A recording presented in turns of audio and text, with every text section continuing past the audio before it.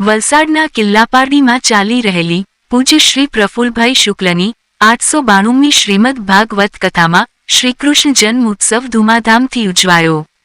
કિલ્લાપારડી ખાતે હાઈવે પર શ્રી ધીરુભાઈ સત્સંગ હોલમાં ચાલી રહેલી સમર્થ કથાકાર પૂજ્ય શ્રી પ્રફુલ્લભાઈ શુક્લની 892મી શ્રીમદ ભાગવત કથામાં આજે શ્રોતાઓમાં ભારે ઉત્સાહ અને ચિત્કાર મેદની વચ્ચે ધૂમાધામથી શ્રી કૃષ્ણ જન્મ ઉત્સવ ઉજવાયો.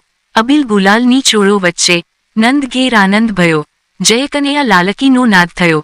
ત્યારે સમગ્ર શ્રોતાગણ ભાવ ભક્તિથી ઝૂમી ઉઠ્યા હતા. લાલાનું પારણું મનોરથી શ્રીમતી સરોજબેન પડિયારના હસ્તે ઝુલાવવામાં આવ્યું હતું.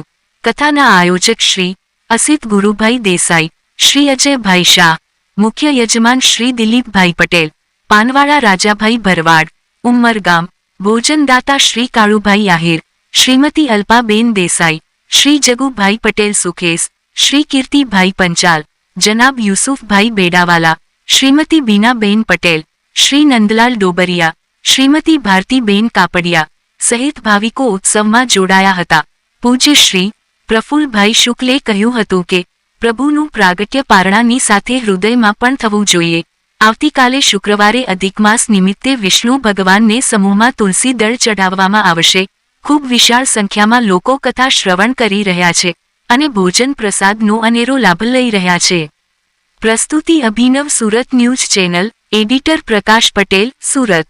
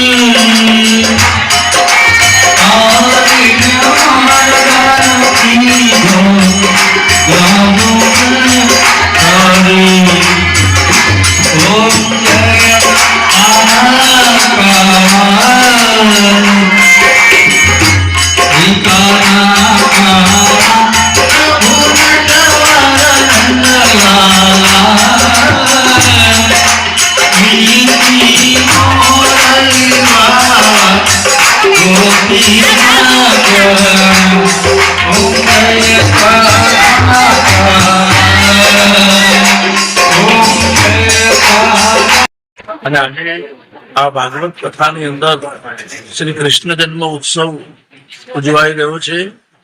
સરોજબેન પડિયાર આજના કૃષ્ણ જન્મ ઉત્સવના મનોરથી છે.